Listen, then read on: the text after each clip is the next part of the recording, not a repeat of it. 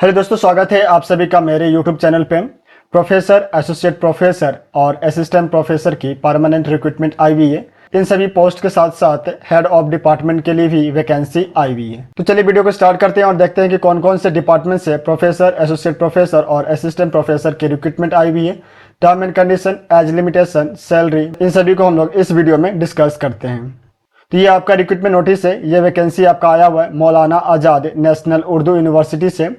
यहाँ पे जो है आपका एम्प्लॉयमेंट नोटिफिकेशन मेंशन किया गया 6824 और आपका रिक्रूटमेंट पब्लिश डेट जो है वो है आपका 31 जुलाई। इसके बाद जो इंपॉर्टेंट डेट आपका यहाँ पे मेंशन किया गया है, जिसमें सबसे पहले जो है आपका ऑनलाइन एप्लीकेशन फॉर्म को फिल करने का जो डेट है वो आपका ऑलरेडी स्टार्ट हो चुका है और ये स्टार्ट हुआ था आपका 28/8/2024 से। और जो आपका लास्ट डेट है ऑनलाइन एप्लीकेशन को सबमिट करने का वो है आपका 13/9/2024। ऑनलाइन एप्लीकेशन को फिल करने के बाद में उसको आपको प्रिंट करना है और आपके जो टेस्टिमोनियल होंगे उसको उसमें अटैच करना है।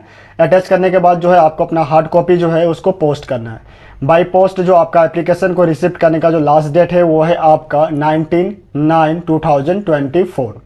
तो ये इंपॉर्टेंट डेट है जो आपका सबसे पहले यहाँ पर मेंशन किया गया है। इसके बाद जो है हम लोग पोस्ट को देख लेते हैं, किन किन डिपार्टमेंट से वैकेंसी आई हुई है। इन सभी चीज़ों को हम लोग पहले कवर कर लेते हैं।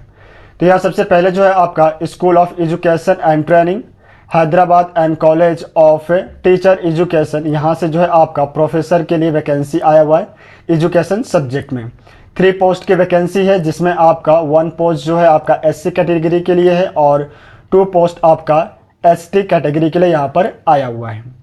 इसके बाद जो है आपका department under the school of science, school of arts and social science, school of language, linguistic और इंडोलॉजी, इन तीनों स्कूल से जो है आपका नेक्स्ट वैकेंसी आया हुआ है। डिपार्टमेंट की अगर हम बात करें तो सबसे पहले जो है आपका डिपार्टमेंट ऑफ वीमेन एजुकेशन, इसके बाद department of geology, botany, law, B voc और लास्ट में जो आपका कंपैरेटिव स्टडी, इन सभी डिपार्टमेंट से जो है आपका प्रोफेसर के लिए वैकेंसी आया हुआ है। नंबर ऑफ पोस्ट की बात करें तो सभी डिपार्टमेंट से जो है आपका 1 पोस्ट की वैकेंसी आया हुआ है अलग अलग कैटेगरी में।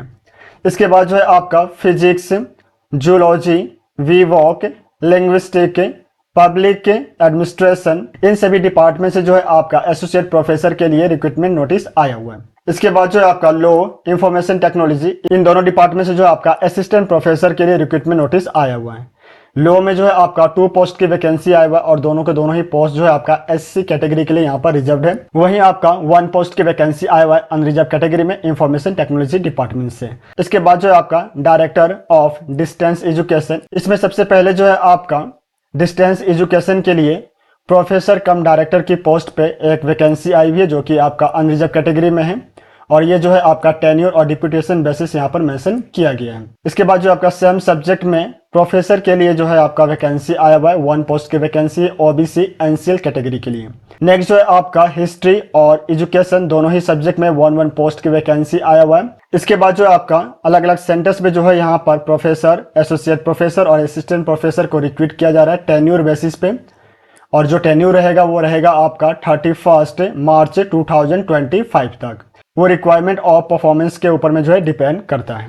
इसमें जो सबसे पहला पोस्ट है वो है आपका प्रोफेसर डायरेक्टर के लिए वैकेंसी आया हुआ है 1 पोस्ट की वैकेंसी है OBC कैटेगरी में और ये वैकेंसी जो है आपका सेंटर फॉर वुमेन स्टडी के लिए जो है आपका आया हुआ है। इसके बाद जो है आपका 1 पोस्ट की वैकेंसी आया हुआ है अनरिजर्व कैटेगरी में establishment of centre for the study of social inclusion in university और यहाँ पे आपका प्रोफेसर कम डायरेक्टर की पोस्ट पे जो है ये वैकेंसी आपका आया हुआ है। इसके बाद जो नेक्स्ट है एसोसिएट प्रोफेसर कम डिप्टी डायरेक्टर, सेम सेंटर से जो है आपका 2 पोस्ट की वैकेंसी आया हुआ है 1 SC और 1 जो है आपका अनरिजर्व कैटेगरी में।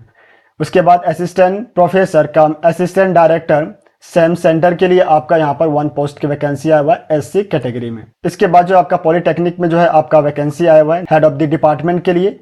लोकेशन की अगर हम बात करें तो हैदराबाद, बेंगलुरु, दरभंगा, कडापा और कुट्टक, तो इन सभी जो है लोकेशन पे आपका पॉलिटेक्निक HOD के लिए जो आपका वैकेंसी आया हुआ है। स्पेशलाइजेशन की अगर हम बात करें तो सबसे पहला जो स्पेशलाइजेशन है इसमें आपका मेंशन किया गया computer science and engineering, 1 post की वैकेंसी है OBC NCL कैटेगरी में। इसके बाद जो है electronics and communication engineering 1 post की वैकेंसी है ST कैटेगरी में। Electrical and electronic engineering 1 post की वैकेंसी OBC कैटेगरी में। मैकेनिकल इंजीनियरिंग 1 पोस्ट की वैकेंसी है आपका ओबीसी कैटेगरी में। इसके बाद जो है लेक्चरर के लिए जो है आपका पोस्ट आया हुआ है। स्पेशलाइजेशन में आपका सिविल इंजीनियरिंग 1 पोस्ट की वैकेंसी, इंग्लिश 2 पोस्ट की वैकेंसी है, 1 आपका एसटी और 1 जो है आपका ओबीसी एनसीएल कैटेगरी में। तो ये सभी जो है स्पेशलाइजेशन है, डिपार्टमेंट है जहां से ये वैकेंसी आई हुई है। इसके बाद जो है हम लोग जो पे स्केल है उसको देख लेते हैं। पे स्केल में जो है आपका यहाँ पर प्रोफेसर कम डायरेक्टर, इसमें जो है आपका एकेडमिक के लेवल 14 जो है एज ए पे स्केल जो है यहाँ पर मेंशन किया गया है। वहीं आपका एसोसिएट प्रोफेसर के लिए एकेडमिक के level 13A, head of department के लिए आपका academic level 30A1, assistant professor के लिए एकेडमिक लेवल 10, लेक्चरर पॉलिटेक्निक में आपका अगर आपके पास में एमटेक या एमई क्वालिफिकेशन है तो यहाँ पर जो है एकेडमिक लेवल 10 जो है पे स्केल दिया जाएगा। लेक्चरर पॉलिटेक्निक में अगर बीटेक है या बीई क्वालिफिकेशन है तो यहाँ पर लेवल 9A जो है पे स्केल मेंशन किया हुआ है। तो ये सभी जो है आपके पे स्केल के बारे में यहाँ पे डिटेल दिया गया है। इसके बाद जो जितने भी जो हमने अभी पोस्ट कवर किए हैं उन पोस्ट के लिए जो इसेंशियल क्वालिफिकेशन और जो एक्सपीरियंस होने चाहिए वो सभी जो है आपका यहाँ पर मेंशन किया गया है। तो इन सभी को जो है आप अपने बिहाफ पे एक बार जरूर स्टडी करें, क्योंकि अगर मैं पूरा क्वालिफिकेशन को कवर करूँगा तो ये वीडियो जो है वो बहुत ज़्यादा लंबा हो जाएगा। इसके बाद जब आप PDF को स्क्रॉल करते हुए नीचे की तरफ जाएंगे तो पेज नंबर 16 में जो है आपका 31 नंबर पे जो है आपका एज लिमिटेशन मेंशन किया गया है। सभी टीचिंग पोस्ट के लिए 65 ईयर्स का जो है यहाँ पर एज लिमिटेशन दिया गया है। इसके बाद जब आप PDF को स्क्रॉल करते हुए नीचे की तरफ जाएंगे तो जो एप्लीकेशन फ़ी है वो आपका यहाँ पर मेंशन किया गया है और कैसे अप्लाई करना है वो सभी जो है आपका यहाँ पर डिटेल दिया गया है। तो आपको अप्लाई करने के लिए सबसे पहले जो इनके वेबसाइट पे आपको विजिट करना होगा। वेबसाइट पे विजिट करने के बाद जो है आपको ऑनलाइन माध्यम से अपने एप्लीकेशन फॉर्म को फिल करना है। रजिस्ट्रेशन फ़ी में जो है आपको 500 रुपीज़ जो है आपका यहाँ पर चार्ज किया जा रहा है। अगर आप SC ST PWD या वीमेन कैंडिडेट है तो आपको कोई भी रजिस्ट्रेशन फ़ी नहीं देना है। आपके फ़ी को जो है यहाँ पर एग्जम्प्टेड किया गया है।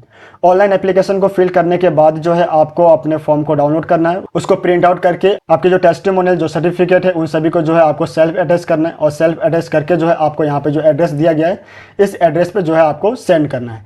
जो लास्ट डेट है आपके हार्ड कॉपी को रिसिप्ट करने का वो है आपका 19/9/2024। तो अगर आप यहाँ पे इंटरेस्टेड है और अप्लाई करना चाहते हैं तो अप्लाई करने से पहले आप अपने बिहाफ पे बाकी जो टर्म एंड कंडीशंस है इन सभी को जो है जरूर स्टडी करें। स्टडी करने के बाद ही जो है आप अप्लाई करें। वेबसाइट का लिंक मैं आपको डिस्क्रिप्शन में दे दूंगा, तो वहाँ से आप डायरेक्टली वेबसाइट पे विजिट करके रिक्रूटमेंट नोटिस को डाउनलोड कर पाएंगे। आप सभी को ऑल द बेस्ट। मिलते हैं नेक्स्ट वीडियो में। धन्यवाद।